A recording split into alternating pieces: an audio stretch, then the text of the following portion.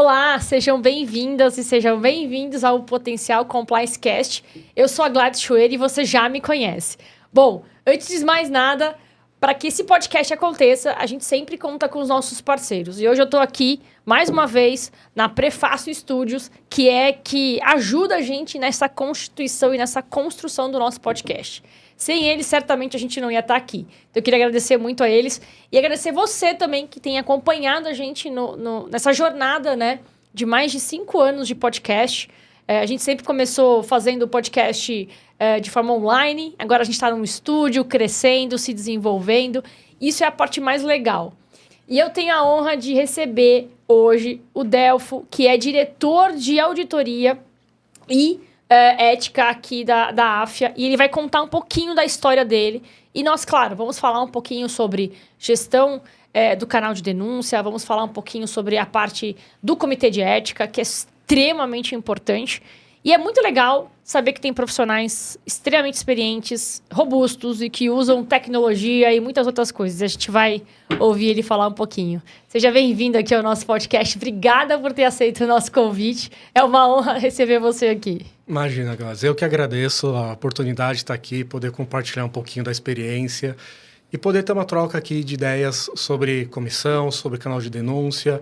Eu acho que é super válido a gente poder ter esse tipo de troca. Legal. Conta um pouquinho da sua jornada pra gente. Como é que você começou? Acho que o ganha-ganha aqui é saber um pouco da tua história, da tua experiência. E o que você está fazendo hoje lá na AFIA também, né? Lógico. Bom, minha experiência começa lá nos anos 2000. Entrei na antiga Arthur Andersen, área de auditoria externa, fazendo auditoria de balanço, clientes, segmentos aí de indústria, de serviços. Então, eu tinha clientes, a antiga Telefônica, a BASF, fazendo viagens aí pelo país e pelo mundo. Que legal. Fiquei quase 5 anos na empresa. Passei por toda a transição Arthur Andersen para Deloitte, com todo o escândalo que teve na época da Enron, da WorldCom. Depois disso, saí, fui para o Banco Real, área de auditoria interna. A gente estava começando essa época de SOX, então a gente estava criando toda a questão de metodologia, de testes de SOX para a auditoria interna do Banco Real. Obter toda a certificação, já que o Banco Real era uma empresa que precisava ter essa certificação. E fiquei 5 anos, até a época que o Banco Real foi vendido para o Santander. Uhum. Entendi que não era o momento de carreira de eu continuar lá, eram questões diferentes mesmo, de cultura. Acho que cultura super relevante para a gente, inclusive quando a gente fala de canal de denúncia. Perfeito. E recebi a oportunidade de ir para o Banco Itaú, auditoria interna também. Então, Opa! você vê minha carreira muito bem construída aí dentro da auditoria interna. Legal. Fiquei 7 anos e meio no Itaú. Caramba! O Itaú é onde me deu a oportunidade de realmente virar gestor, virar gerente. Eu entrei lá como coordenador, fui promovido para gestor, apanhei muito. Acho que quando a gente faz essa transição de carreira, realmente, de uma carreira onde eu tinha um aspecto técnico muito forte para um aspecto de gestão, você sente algumas questões, apanha um pouco lá no começo, vai aprendendo, tive muito suporte lá da minha chefe e consegui realmente construir uma carreira muito boa lá, até que apareceu uma oportunidade ir para a Stone Pagamentos. Legal. A Stone Pagamentos, eles iam abrir o capital na Nasdaq e precisavam de uma pessoa para criar uma área de auditoria interna e riscos do zero, porque não existia absolutamente nada. Perfeito. Empresa regulada pelo Banco Central, era exigido fazer toda essa construção, criação da área. Então, todo o conhecimento técnico que eu tinha, fui chamado e consegui criar realmente uma área bem robusta, bem completa lá dentro. A gente teve, 3 meses depois que eu entrei, a gente teve uma inspeção pelo Banco Central. Eles elogiaram tudo que a gente estava fazendo, tudo que a gente tinha de planos aí para o futuro da área. Então, foi um momento realmente muito bom para mim. Até que fui para a AFIA, fugi completamente do segmento aí financeiro. Foram, acho que quase 16, 17 anos no segmento financeiro. E fui para a AFIA, que é do segmento educacional. Sim, totalmente diferente, né? Completamente diferente. E, assim, de novo, uma empresa que abriu capital na NASA, que precisava de alguém para criar uma área do zero. Boa! Estou me especializando realmente em construir... Abrir áreas de auditoria interna. Abrir áreas de auditoria interna e resolver os problemas. Que legal, que legal. Delfo, bom, a gente comentou aqui que a gente vai falar um pouquinho sobre essa questão, não só da auditoria interna, mas a gente vai falar mais, sobretudo, do canal de denúncia, né? Que é uma tarefa, uma atividade, uma caixinha, sei lá, alguma skill ali da área de auditoria interna ou, consequentemente, de compliance, ou às vezes até independente, porque existem modelos diferentes de empresas e que atuam com essa questão do canal de denúncia de forma diferente também. Sim. Bom, você passou por alguns segmentos de empresas, né? Sempre na parte de auditoria interna, mas você, com esse olhar de auditoria interna, percebe e sabe muito bem que as companhias hoje, ou elas investem em canais de terceirizados, efetivamente, ou às vezes elas têm lá ainda o seu modelo interno, mas com pessoas independentes fazendo a gestão. Sim. Né? E aí a pergunta que eu quero falar para você é o seguinte: como é que a gente garante, de fato, essa parte do anonimato, que é uma das coisas que os nossos amigos aqui que vão nos ouvir sempre questionam, né? Puxa, mas como é que eu vou ajudar a companhia a ter e manter o anonimato da denúncia, sem ter, né, aquela coisa do tipo, mas e se? São vários e se's, né? Queria ouvir você, na sua experiência, como é que foi essa questão, ou como é que está sendo também, né? Na AFIA e em outras experiências que você teve. Tá. Bom, acho que uma história rapidinho. A AFIA, o canal de denúncia, antes ele era gerido pela área de compliance. Legal. Que respondia para um VP do jurídico, que respondia para o CEO. Oh, meu Deus. O que o pessoal entendeu no canal? Que nessa estrutura, as pessoas tinham medo, porque não conseguiam enxergar a independência necessária para fazer as apurações. A área da auditoria interna, na AFIA, é uma área que reporta para o Comitê de Auditoria. Perfeito. Um órgão independente, a gente tem 4 membros independentes, que não fazem parte da empresa, não são funcionários da empresa, então a gente consegue ter uma independência muito maior. E o que a empresa viu? Será que faz sentido a gente tirar o canal de denúncia do compliance e colocar na auditoria interna para ter essa independência? Esse é um modelo que eu nunca tinha visto, passar para auditoria interna, por exemplo. Então, hoje, normalmente, o pessoal vê no compliance. Sim, sempre foi assim, na verdade. Sempre foi assim. O pessoal enxerga, o canal de denúncia, você tem que ter advogados estão no compliance, então vão ficar embaixo do Fica jurídico. nessa dinâmica, né? E não necessariamente isso é verdade. Porque hoje o canal, a gente consegue ter uma independência muito grande. E hoje a gente utiliza um fornecedor externo. Legal. Que recebe as denúncias, faz a triagem. Perfeito. E a gente recebe o relato. Se a pessoa não quiser se identificar, não tem como eu descobrir. Então, ele chega para mim realmente como anônimo. Perfeito. E aí vamos supor, precisa fazer uma denúncia contra o Delfo. A empresa terceira já tem toda uma árvore de decisão onde eles sabem, se chegou uma denúncia contra o Delfo, para quem que vai essa denúncia? Não pode ir para ele. Perfeito. Ou contra o time dele. Perfeito.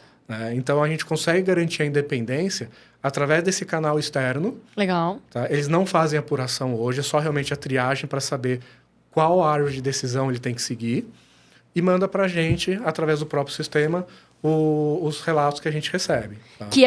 Que nesse caso é totalmente terceirizado e vem para você meio que sumarizado, que é o que normalmente é a prática... É a melhor prática de mercado, né? Até para garantir a independência de fato, a acurácia e assim por diante, né? Isso. E a própria governança, né, efetivamente. A gente enxerga essa dinâmica, mas eu nunca tinha visto o canal de denúncia sobre a égide da auditoria interna, Eu também nunca tinha visto. Mas esse modelo pode ser interessante e inovador, né? Para garantir essa independência. E funciona muito bem porque... Uma questão que a gente sempre teve, o canal de denúncia ele recebe não só denúncias de assédio moral, discriminação, mas também denúncias de fraude. Perfeito. E o meu time de auditoria tem muita informação dentro da empresa, dentro dos sistemas, que ajuda muito a fazer apuração de fraude. Então, eu vou fazer uma apuração, uma fraude contra um fornecedor. Eu já faço auditoria de contas a pagar, então a gente tem muita informação que acaba suportando a investigação do time do canal. Vocês já fazem hoje aquela chamada auditoria contínua, né? Que é usar indicadores de fato, para entender o que é excepcional no final do dia. Né? Isso. Então, se aparece uma denúncia, você tem uma denúncia contra um fornecedor que está fraudando nota fiscal. A gente consegue já ter acesso ao time da auditoria, todas as notas fiscais, todo o histórico de pagamentos. A denúncia só ratifica o fato de que você já está olhando aquele processo de alguma maneira, né, de forma mais contínua, com um olhar ali, uma lupa mais ampla. Sim. E aí a denúncia vem para ser realmente a ferramenta que faltava ali, a pecinha que faltava para ratificar Exatamente. A apuração, vamos chamar assim, né? Isso. E além disso, toda essa questão de independência traz muito mais confiança para o canal. Que legal. E a gente tem feito algumas pesquisas de campo com as nossas unidades na empresa para saber como é que está a percepção das pessoas com o canal. E eu assumi o canal em outubro do ano passado. Vai fazer um ano agora. Vai fazer um ano agora. A percepção antes era uma percepção ruim, que o pessoal tinha medo, questão muito realmente independência, confidencialidade. E a gente tem trabalhado muito a comunicação em cima disso agora, para virar a chave do pessoal e falar, não, realmente, o canal, ele é confiável, ele é confidencial, ele é imparcial. Acho que isso é uma coisa muito importante para que as pessoas comecem a utilizar com mais frequência. Isso é uma coisa interessante que você disse.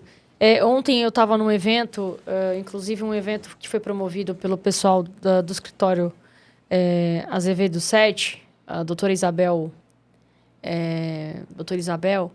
E ela comentou, na verdade, um dos convidados era o Sérgio Moro. E o engraçado é que ele,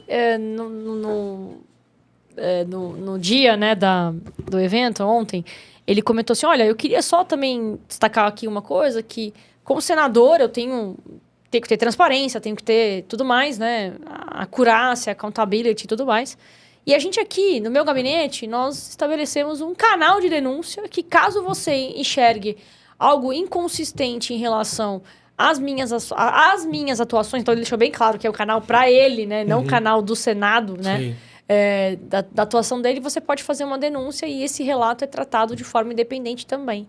Eu achei sensacional isso. Com certeza. É um negócio extremamente inovador. Compliance adora isso, né? Agora a auditoria interna também. Sempre parceiros. Sempre parceiros, exatamente. Aliás, afinal de contas, a gente estava brincando aqui antes da gravação, né? As 3 linhas de defesa vão estar sempre unidas, independente se alguém quiser tirar elas ou não, né? Sim. Muito bom, Delfo. E é legal essas novas práticas, né? Porque você realmente está movendo pecinhas ali e que, tipo, sempre foi assim e é síndrome de Gabriela, né? Sempre foi assim, tem que ser assim. Não. Talvez a gente mudar e aí você traz um indicador importante, que é o índice de percepção dos próprios colaboradores em relação ao canal de denúncia. Nessa transição, Delfo, como é que foi isso? Você falou já que a percepção foi melhorada, né? Impulsionou ali. Mas o que vocês também fizeram em relação a essa comunicação para o público, né, de vocês, que é extremamente específico? O setor educacional é um setor muito robusto, né? Sim. Muito enriquecedor, tem muita inovação. Mas como é que foi essa mudança de sair do compliance, né? E o pessoal já entende, já tem uma maturidade, né? Sabe o que é compliance, etc. e tal. Como é que foi essa transição?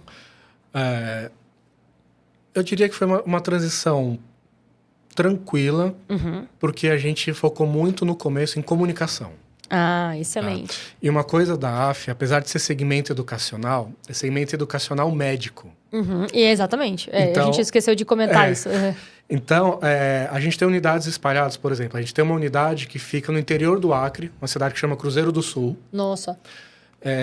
Para chegar na cidade é uma jornada. Literalmente uma jornada. Mas quando a gente chega lá e a gente vê que a unidade ela faz o atendimento todo o público carente da região. Então, o canal ele não é para os colaboradores da AFIA. Perfeito. Ele é para colaborador, para aluno, para comunidade. Então, a gente tem trabalhado muito desde o começo em comunicação. A gente coloca banner nas unidades onde tem um QR Code para o código de ética, um QR Code para fazer denúncia no canal. Hoje o canal consegue fazer denúncia tanto por telefone quanto pelo site. Que legal. A gente agora está estudando junto com o nosso parceiro de ter também via WhatsApp. Perfeito, perfeito. Porque a gente aumenta a capilaridade, aumenta as formas de comunicação. E o público hoje todo tá no WhatsApp, né? O brasileiro todo tá no WhatsApp. O maior usuário de WhatsApp no mundo é o Brasil. Exato, exatamente. É um baita mercado, né? Então, quem não tá olhando para isso deve estar perdendo dinheiro. Com certeza. E a gente sentiu que realmente, falando de colaboradores, eles tinham receio de fazer denúncia. Por causa dessa estrutura, é uma estrutura mais tradicional que a gente vê no mercado. E o pessoal tinha realmente medo, porque fala, pô, eu vou fazer uma denúncia que vai ser apurada por uma pessoa que tem um jurídico junto ali. Quanto que realmente isso aqui é imparcial? Perfeito. E é o chapéu, né?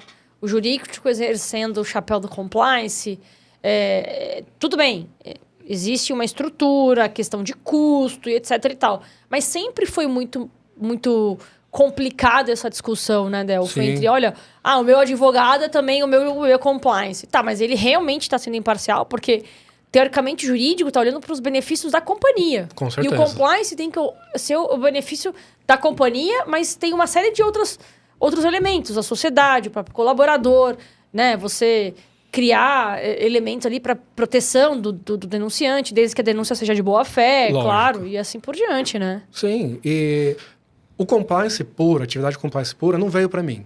Veio só o canal. Então, a gente ainda tem uma área de compliance que cuida da parte de regulamentação, cumprimento de leis. E o canal puro está comigo agora. Então, não tem esse conflito mesmo com advogados.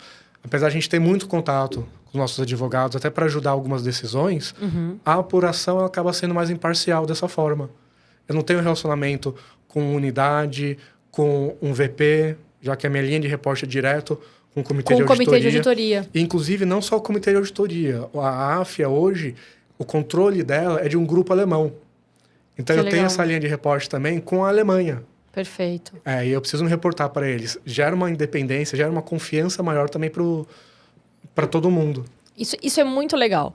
E você comentou uma coisa importantíssima que, para mim, assim, é a alma de todos os negócios, né? É a comunicação. Sim. E hoje a gente está falando de um tipo de comunicação que é hiperpersonalizada, né? E isso não sou eu que estou falando, é o meu próprio mercado que tem mostrado isso. Se você entra nas redes sociais, você escolhe o que você quer ver, então você, teoricamente, você também personaliza aquilo que você quer enxergar e aquilo que você quer interagir. Eu acho que para o compliance não é diferente. Mas isso com o olhar da companhia. Porque eu vou personalizar não o compliance, não é isso. Porque o compliance ele é uníssono. Essa é a regra e você tem que cumprir. Mas a forma como que você comunica para públicos distintos é que potencialmente pode aumentar o nível de percepção e aumentar o nível de utilização do canal de denúncia. Sim. Né? Hoje a gente já fez postagem no LinkedIn, na página oficial da AFIA. Que legal. A gente fez postagem no Instagram, que é uma ferramenta muito utilizada hoje, principalmente pelos alunos. Estamos falando de uma geração aí que utiliza muito Instagram, TikTok. Né? A gente ainda não entrou no TikTok, estamos estudando para entrar também. Mas é isso, você tem que avaliar. Você tem que avaliar. Né? E ter uma... Daqui a pouco você vai falar que a gente está criando aqui uma IA da AFIA, a AFIA, sei lá, entendeu? Então, daqui a pouco você vai falar várias outras coisas, porque assim... É isso, né? A comunicação com o público de vocês, ela é extremamente sensível, né? E ela precisa ser ajustada. Isso é interessante. Seja para dentro da companhia, né? Ou para fora da companhia também. Sim. E como a AFIA tem unidades em regiões remotas e normalmente de baixa renda, então tem que ser uma linguagem até mais simples para pessoas mais palatável, né? Mais palatável, sem muito termo técnico... porque é uma questão também que a gente vê muitos canais usando muito termo técnico. Perfeito. E aí, quando você tenta levar isso para um público diferente, o público não entende. E aí você começa a ter muita denúncia no canal que não é aplicável. E aí você fala assim, olha, porque você vai ter que ter uma denúncia de boa-fé, tipo... Tem gente que não sabe nem o que é boa-fé, né? Sim. São palavras que eventualmente não estão no vocabulário deles. Com certeza. Então, essa comunicação é muito legal. Eu sempre disse isso e eu reforço isso muito, né? Acho que realmente quando... Qualquer executivo, seja diretor de auditoria, seja no comitê, a comunicação ela precisa ser muito bem azeitada, né? E compliance, parte do trabalho do compliance é comunicar. Comunicar políticas, comunicar o código de conduta e ética... Enfim, uma série de coisas. Agora, Delfo, como que também, né? Bom, vocês trataram de realocar aí a parte do canal de denúncia para a área de auditoria interna. Compliance ainda permanece fazendo as questões mais regulatórias, enfim, treinamentos, imagino. Sim. Né, e assim por diante. Mas também tem a parte, não só a parte da gestão do canal, mas também a parte em que você reporta isso para o comitê de ética, né? E aí, eu queria ouvir, dentro da sua experiência, tanto para bancos e também como para a própria AFIA, como que é hoje a dinâmica, efetivamente, né? Você comentou porque aqui a gente tem uma árvore de processo e assim por diante. Ótimo, isso também é um processo que já muita gente conhece. E o que mudou depois também de ter saído do compliance e ido para a auditoria? Será tempo de resposta, maturidade de atuação? Como é que está esse processo? Hoje, o nosso tempo de resposta máximo é 60 dias corridos. Tá. Estamos conseguindo atender aí, maior parte dos casos, dos relatos, até 40 dias. Olha. Tirando aquilo que é um pouco mais complicado, às vezes é um pouco mais de trabalho. Requer alguma investigação apurada, né? Ou até quando a gente precisa de algum conhecimento específico que a gente acaba terceirizando.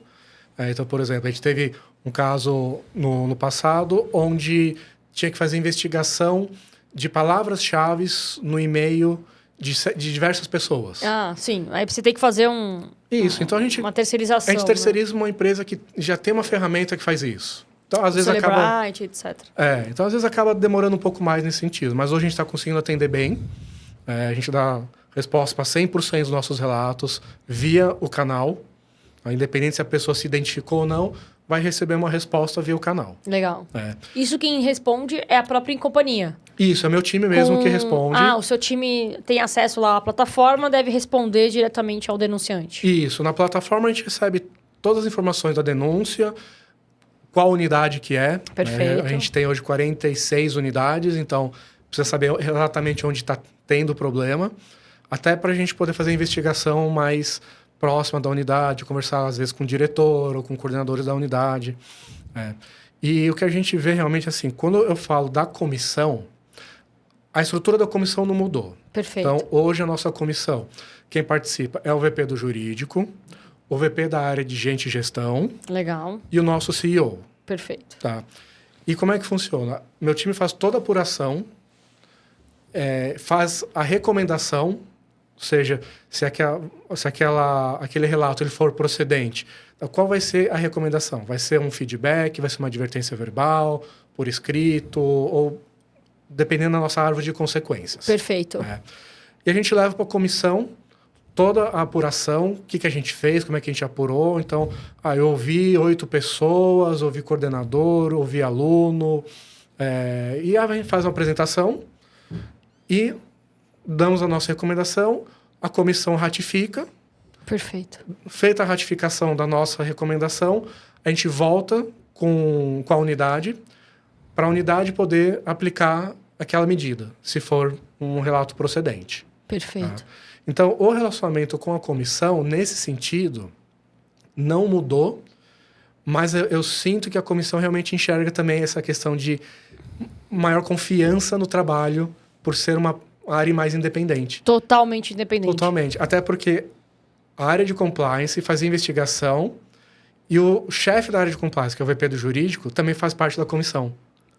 Aí você já tinha um certo conflito de interesse. Sim, sim. Então, a gente tirou o conflito de interesse completamente e a gente sente que o nosso CEO, os VPs, eles estão muito mais confiantes no canal por causa disso.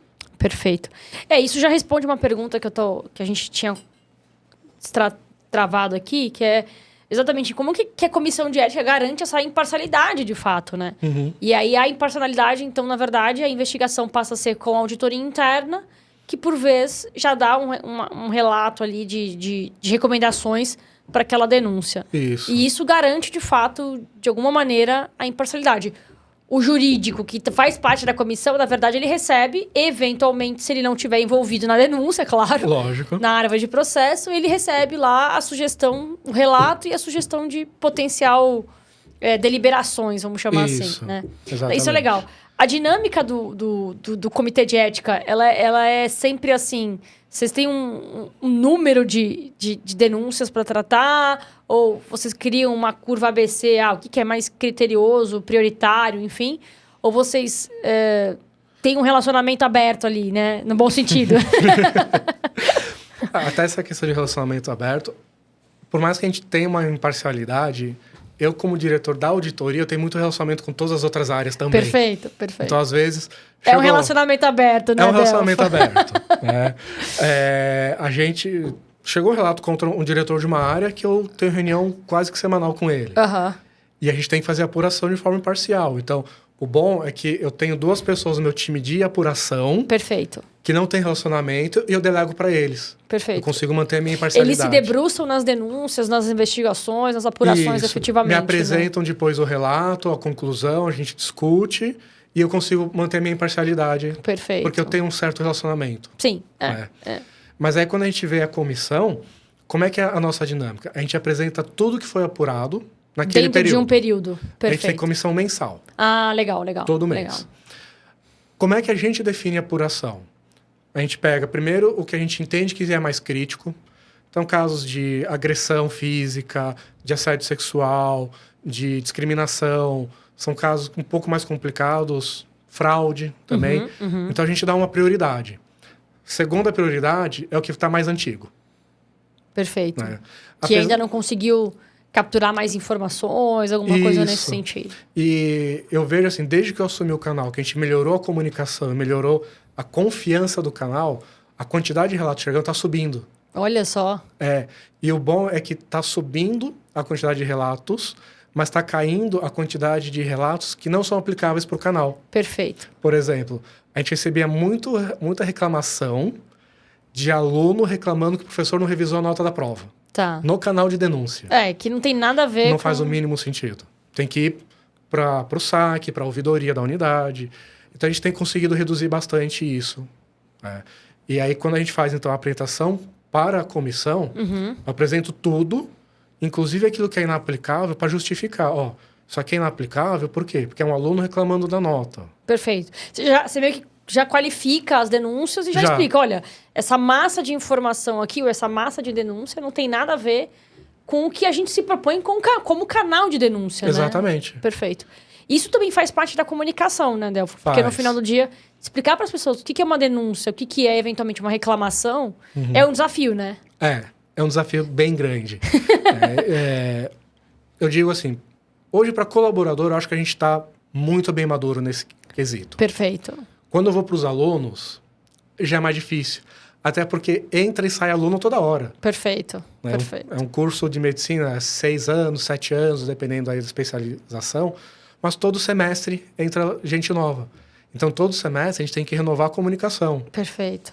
E eu sei que todo semestre vai entrar denúncias que não são procedentes para o canal. Por quê? Porque são pessoas que ainda não estão acostumadas com isso. Com a dinâmica, entender e tudo mais, né? Isso.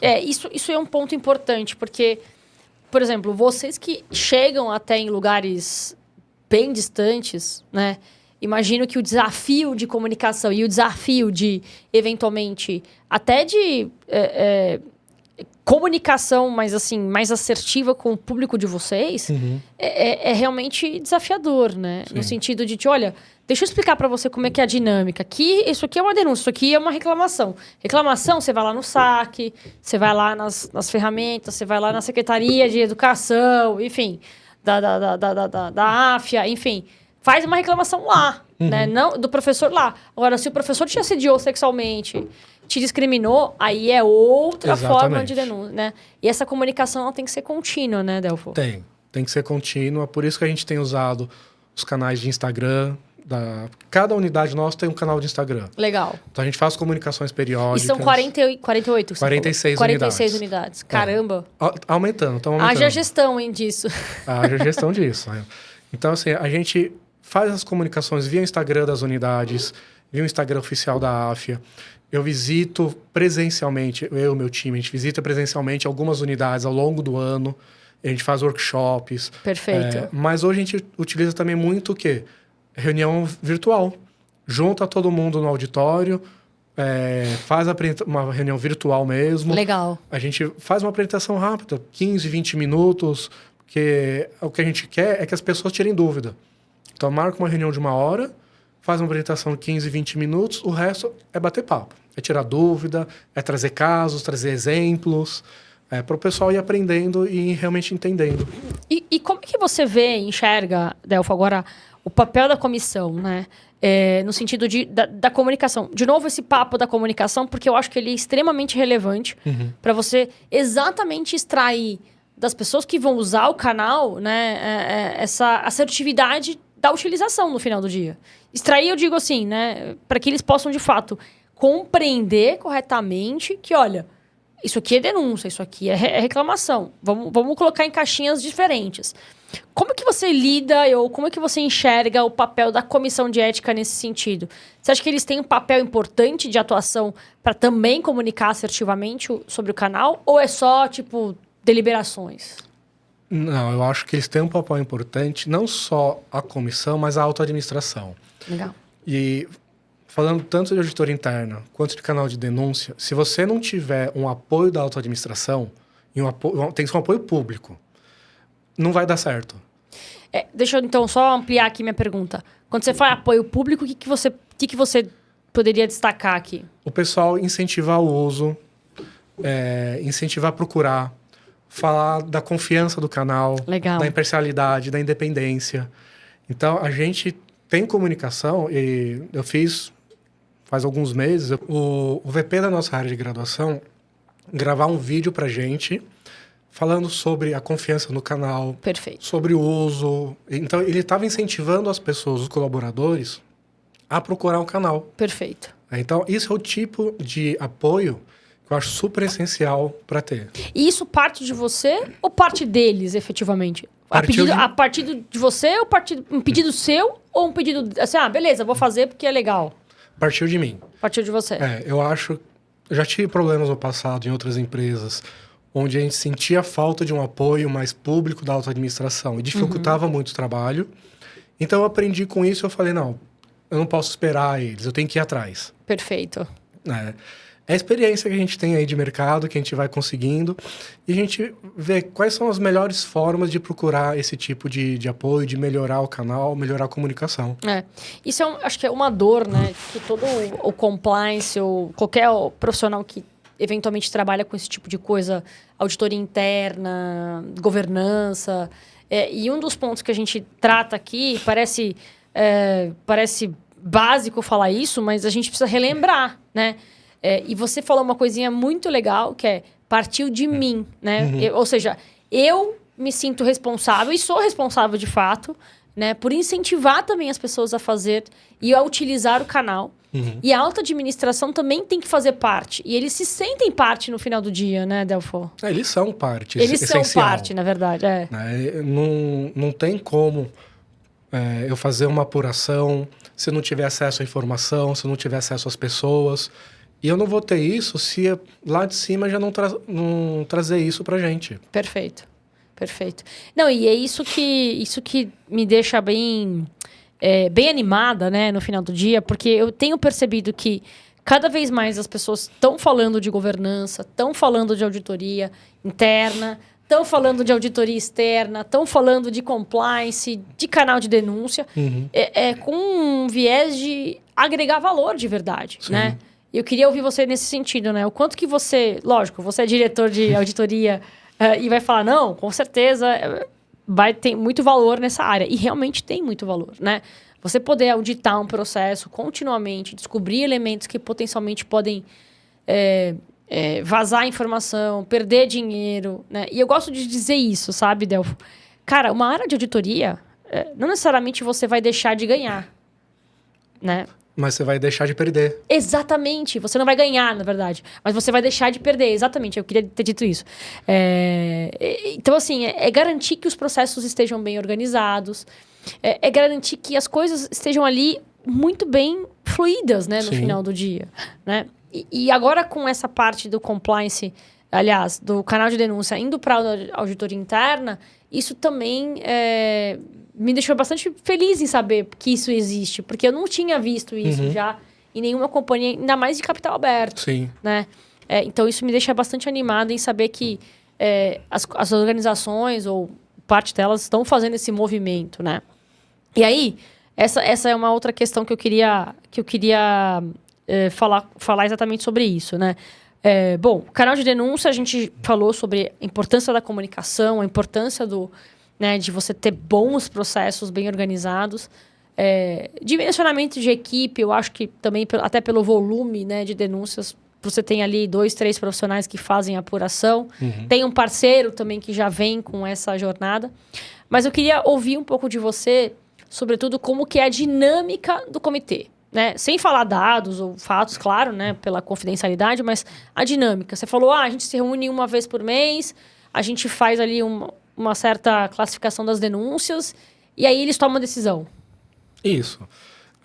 A gente pode até abrir alguns números que estão no nosso relatório de ESG. Ah, legal. Boa, né? boa. Então, 2023, a gente teve em torno de 370 relatos o ano inteiro. Vou dizer que 2024 a gente já passou isso. 370, vocês tiveram quase que uma denúncia por dia. Mais de uma denúncia por dia. Uhum. A gente tem épocas específicas. Uhum. Então, por exemplo, julho é férias. Então cai muito. Perfeito. Janeiro e agosto é época de matrícula. Então acaba caindo um pouco também. Dezembro, de novo, é férias. Mas o que a gente tem em dezembro? Festa de fim de ano. O que aparece muito de relato logo após a festa de fim de ano? Um monte de assédio. Isso é batata, né? Não tem como fugir. O pessoal vem um pouquinho, aproveita um pouco mais a festa, passa às vezes do limite. Vai aparecer lá 2, 3, 4, 10 denúncias de assédio. Isso. Então, assim, a gente faz toda a apuração, a gente reporta 100% no canal, a gente dá resposta para 100%. Que legal. Mesmo aquilo que é inaplicável ao canal... Que não é de boa fé. A gente fala, olha... O exemplo lá do aluno reclamando da nota do professor. A gente manda uma resposta. Aluno, procure, por favor, a secretaria acadêmica ou a ouvidoria da unidade. Então, a gente dá uma resposta para todo mundo. Perfeito. E a comissão, a gente leva tudo isso para a comissão para fazer a apresentação. Então, a gente tem uma apresentação todo mês, tudo que eu apurei da última comissão até aquele momento, relato a relato, 1 a 1, a gente faz a comissão, ratifica o que a gente teve, ou às vezes a comissão fica com dúvida, pede para a gente investigar, ou traz alguma ideia diferente, porque às vezes a gente tem relatos que eu não consigo concluir. Uhum. A pessoa fala, sofri um assédio sexual. De quem você sofreu? Como foi? Você tem evidência? E a gente tenta, através do canal, pedir esse tipo de evidência, a pessoa não acessa mais. Esquece da denúncia, né? Esquece da denúncia. Às vezes ela só quer desabafar. Não. Já aconteceu várias vezes. Então, a gente leva todos esses relatos para o canal, a gente classifica os relatos entre procedente, parcialmente procedente, improcedente, inconclusivo e inaplicável. E a gente leva tudo isso para a comissão e fala, por que isso aqui é procedente, por que é improcedente, por que é parcial. Explicamos tudo direitinho, registramos em ata. Perfeito. Tudo registrado em ata. E uma coisa importante é que, bimestralmente, eu mostro os números para o comitê de auditoria. Perfeito. Então, como eu tenho essa linha de reporte para o comitê, eu mostro para o comitê, olha, o que eu tive de relatos, e aí eu separo por tipo de relato, assédio moral, sexual, agressão, por aí vai, por unidade e por procedência. Perfeito. Qual a unidade, eventualmente, no estado, né? Aliás, no país, você tem a percepção de que tenha mais denúncias? Não é percepção, é número. É número frio mesmo. A gente tem uma unidade nossa no interior do Rio de Janeiro. Olha só. Que é a nossa maior unidade. Uhum. Então, por ser a maior unidade, é onde tem mais reclamação. Perfeito. Mas não é uma unidade onde tem muita reclamação procedente. Ah, tá bom. Acaba sendo os relatos da nota do professor, por exemplo. Não só a nota do professor, mas tem muita chatice de a pessoa, ela me olhou feio hoje. E aí Entendi. você vai lá e abre um relato no canal. No canal. Aí a gente vai entender por que a pessoa olhou feio. ela tem algum problema contra você, ou ela estava num dia ruim. Então, é uma unidade que realmente, assim, a gente conversa muito com eles, mas a gente tem feito um trabalho muito próximo para diminuir. Tá. E tem dado bastante resultado. Bom, você comentou que o comitê de pessoa, o comitê de ética tem um gestor de pessoas ali, né? Sim. Então, assim, é quase que para ficar atento a todo esse movimento com pessoas. Afinal de contas, o canal de denúncia é para pessoas. Quais ações estratégicas vocês tomam, né? Tendo em vista esse movimento, por exemplo, lá no interior do Rio de Janeiro? Poxa, eu tô vendo as pessoas não se matarem, mas assim, achando que, olhou torto, né?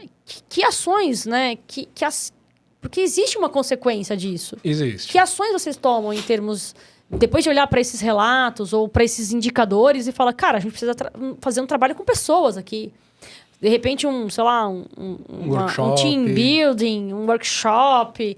Não só para explicar canal, mas explicar o que a pessoa é, entendeu? Assim, pessoa a pessoa, one on one aqui. Hoje a gente tem conseguido correlacionar dados do canal com dados da pesquisa de satisfação. Perfeito. Tá, então, interna, né? Interna, aquela Great Place to Work, essas empresas. Perfeito. Né? Então, a gente pega os dados, correlaciona para realmente ver. Pô, eu tenho chegado muito relato de assédio moral contra a gestão da unidade. Mas quando eu pego a pesquisa de satisfação, a pesquisa está muito boa. Tá excelente. Qual que é o problema? Será que é um problema que o pessoal não confia na pesquisa e confia mais no canal? Ou eles estão... Ou vice-versa. Ou não, problemas pontuais que não aparecem na pesquisa. Então, a gente correlaciona esses dados para entender o que eu preciso atacar. Tá? Porque, afinal de contas, a gente está falando de pessoas, né?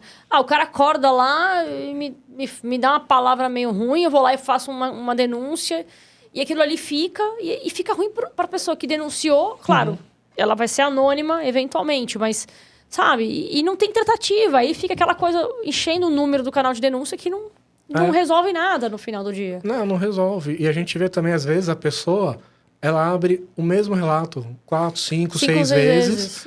Em vez de tratar no mesmo relato. Exatamente. Então, o que a gente tem realmente feito é estudado os dados. Legal. E acho que dado hoje é essencial para a gente poder tomar decisão. Com certeza. E a gente vê, essa unidade específica está tendo mais relatos sobre que tipo? Está tendo mais sobre assédio moral aqui. Vamos fazer um workshop sobre assédio moral. A gente pega alguns casos que a gente tem aí no canal. A gente tem mais de 1000 relatos lá no canal hoje desde a criação. A gente pega alguns relatos, a gente monta cases para o pessoal estudar. A gente leva realmente, aconteceu isso aqui. O que vocês vão fazer? Façam uma apuração vocês. Então a gente começa a criar... O que vocês fariam, né, nesse sentido? Como que vocês fariam uma apuração? Ou até, às vezes, discussão. Vocês entendem que isso aqui realmente é um assédio moral? É uma discussão pontual? Então, a gente tenta trazer esse tipo de caso. E essa correlação ela é extremamente importante, porque se você sabe que tem denúncias de boa-fé e denúncias que são improcedentes e que não tem nada a ver com aquela pessoa, eventualmente ela simplesmente acordou no mau dia e quer fazer uma denúncia, a gente precisa tratar a nível de pessoas, né? E não efetivamente a nível de ferramental, instrumental, porque esse não é o problema, né? Então, a gente tem que olhar para pessoas e tentar tratar as pessoas. Para isso, existe, por exemplo, programas de saúde e bem-estar, para tentar trazer, né, mais essa equalização, né, do ambiente de trabalho. Sim. A gente precisa trazer isso de fato, né? Tem trabalhos que são bastante complexos. E não estou dizendo que trabalho de escritório não seja complexo. Às vezes é bem mais complexo do que um trabalho operacional. E a gente está falando, de novo, de pessoas. A gente precisa tratar as pessoas, né? E você também trouxe uma coisa importante, logo no começo desse podcast, que foi a questão da cultura, né? Você comentou lá atrás, assim, olha, eu saí lá do Santander porque realmente a cultura é totalmente diferente. O quanto que você acha que a cultura influencia também nessa questão dos relatos? Influencia bastante. Hoje, a Elaf tem uma dificuldade, porque como a gente está espalhado pelo país, então você pega a cultura da nossa unidade no sul, é muito diferente da nossa cultura da unidade que está no norte e nordeste. Uhum. Então, como que você vai tratar isso? São formas de trabalhar muito Pautas diferentes. completamente distintas. Completamente distintas. A gente tem as nossas unidades, por exemplo, tem uma unidade em Salvador e a gente tem uma unidade em Pato Branco, no Paraná. Nossa. Eu não posso tratar as duas da mesma forma. São públicos diferentes. Salvador, 5h30, praia... Não, brincadeira, gente. Tô brincando. Não briga comigo, hein, pessoal? Não, brincadeira. Então, assim, quando eu penso em cultura, a gente tem a cultura da empresa, dos seus colaboradores, uma cultura de respeito, uma cultura de trabalho, de profissionalismo, e muitas vezes a cultura de amizade também. Claro, a gente constitui uma amizade. Constitui, você passa Aqui, ó, 8, amizade, 9, 10 horas do dia lá, não tem como. Exatamente. E aí você tem o quê? A cultura do aluno. Pô, é muito diferente. Maturidade é diferente. O cara acabou de entrar no primeiro semestre. Primeiro semestre no curso de medicina, que é um ticket super alto, é caro, é bem caro. A gente tem pessoas que vêm de programa de ProUni FIES do governo. A gente tem pessoas que a família junta o pai, o tio, a avó para conseguir pagar a mensalidade. Olha só. Estudando lá do filho do fazendeiro. Que tem uma grana. Uma grana absurda. E a gente tem que tratar todo mundo da mesma forma. Perfeito. Então, a cultura da empresa, para mim, ela é essencial quando a gente está falando dos colaboradores. E a AFIA, por ser uma empresa de educação médica, a gente tem programas de saúde mental para os colaboradores. Que legal. E é uma questão que, para os nossos alunos de medicina, é levado também no curso de medicina. Porque legal. É um curso estressante. Não, total, né? Vai passar 6 anos, depois mais 6 anos. É a faculdade, é a graduação, é internato, é residência, é especialização. Então, é um curso muito longo, demanda muito das pessoas. Então, como é que você vai tratar esse aluno? Então, é muito diferente. Eu vejo a cultura da empresa hoje, por ser uma empresa que sempre foi muito focada para a área médica, onde a gente consegue realmente tratar a saúde mental das pessoas. Perfeito. E isso, para mim, me agradou muito. É diferente quando você trabalha num banco, que você sabe, o banco, o negócio deles é emprestar dinheiro, fazer dinheiro. Aqui, a gente está formando médicos que vão cuidar da sua saúde. E tem uma responsabilidade social enorme. Enorme. Né? Enorme. A empresa conseguiu aí um empréstimo com o Banco Mundial voltado para essa questão social. Que legal. Porque a gente tem aí um volume de atendimento gratuito para o público carente gigante. Todas as nossas unidades. Usando os alunos em formação. Isso. Se você pega os alunos de último ano, a gente empresta eles para o SUS. Que legal. Então, ele pega experiência, ele aprende e ajuda aquela cidade, aquela região a ter um custo menor também, que você não precisa contratar um monte de médico. Perfeito. Você vai ter um médico dando apoio e o aluno ali ajudando e aprendendo. Perfeito. Perfeito, gente. Muito legal. Muito legal, Delphi. Olha, eu gostei muito do nosso papo. A gente está chegando ao fim do nosso podcast. Eu queria ouvir mais você agora, como uma última pergunta, mais inspiracional mesmo, né? O pessoal que está nos ouvindo, que vai nos ouvir, no sentido mais amplo. Pensando aí na carreira mesmo, né? Eu vi que a tua jornada é incrível, né? Passou por alguns setores bem relevantes. Agora também no setor educacional, muito customizado, né? Efetivamente. Eu queria ouvir você no sentido de o que você recomenda aqui para o pessoal que está começando a área de auditoria interna, inspirado, né, pelo compliance, eventualmente. O que você recomenda para eles? Eu sou formado em comércio exterior. Olha só, não sabia. Completamente diferente. Trabalhei na área de comércio exterior. Então, eu vejo assim, eu gosto de ter pessoas com graduações e experiências diferentes. Legal. Porque combina para trazer ideias novas. Né? Então, para quem está começando, não se preocupe com a sua formação, não se preocupe com a sua experiência. Faça perguntas. Boas perguntas. Boas perguntas. Nem precisa ser boas perguntas, mas faça perguntas. Não tenha dúvida, não tenha medo. Tá? Quando a gente pensa aqui na parte do canal, é uma questão super difícil, porque imagina, você está ligando para uma pessoa para entender como é que ela sofreu um assédio sexual. Sim. Então, como é que eu treino uma pessoa para fazer esse tipo de acolhimento? Né? Então, a gente pode ter advogado, pode ter psicólogo, pode ter professores. Eu acho que a formação não é o essencial. O essencial, realmente, é a pessoa ter empatia. Perfeito. Saber escutar, saber fazer as perguntas. E isso você pega com experiência. Tá? Hoje, eu treino as pessoas que eu contrato dando casos reais e questionando as pessoas. E eu coloco o time para ficar atrás do outro. Então, vamos fazer uma oitiva de um relato. O meu analista sênior faz, e a pessoa que eu estou treinando senta do lado, vai anotando, vai entendendo, vai aprendendo. E depois é sentar e discutir, e aprender e perguntar. Perfeito. Para mim, a pessoa não pode sair com dúvida. Então, para mim, não tem pergunta besta, pergunta burra. Você tem o quê? Aquilo que você não perguntou. Perfeito. E eu também não espero de uma pessoa júnior, um estagiário, que ele saiba perguntar tudo. Ele vai construindo o repertório, Vai construindo o repertório. Muito então, legal. Eu sempre tento colocar uma pessoa bem experiente e uma pessoa ali como sombra dela. Que legal. Era aquele programa, né? Só e Sombra, né? Só e Sombra. Nossa, vi muito esse programa. Vi também, viu?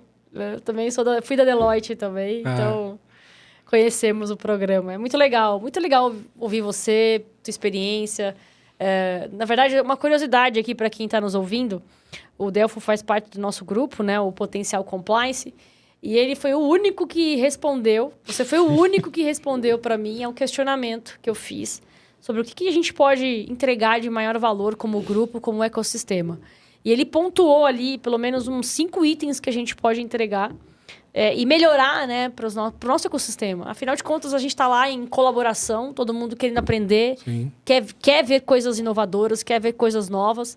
Isso é muito legal. Primeiro, na verdade, eu quero te agradecer por isso, porque foi um super gatilho de motivação para mim. E para que eu possa fazer mais parcerias e entregar mais para as pessoas que estão ali no ecossistema. E agora também a gente tem um novo grupo de IA para compliance, também fazendo coisas bem interessantes. Sim. Então, mais uma vez, eu te agradeço duplamente também, porque ele aceitou o convite de estar aqui com a gente nesse podcast. E uma última pergunta, Delfo, como é que as pessoas te encontram? Você está no LinkedIn, está no Instagram? Como é que você está? Estou no LinkedIn, Delfo Campedelli, pode me procurar, gente. Quer trocar ideia, quer tirar dúvida, quer fazer benchmark, quer trazer sugestão também, eu sou super aberto, acho que é super válido essas trocas de ideia. Legal. Manda mensagem para mim, me adiciona no LinkedIn e vamos trocando ideias. É isso aí. Bem, pessoal, esse é o podcast do Potencial Compliance. Muito obrigada por ter ficado com a gente até aqui e até o próximo podcast. Até logo.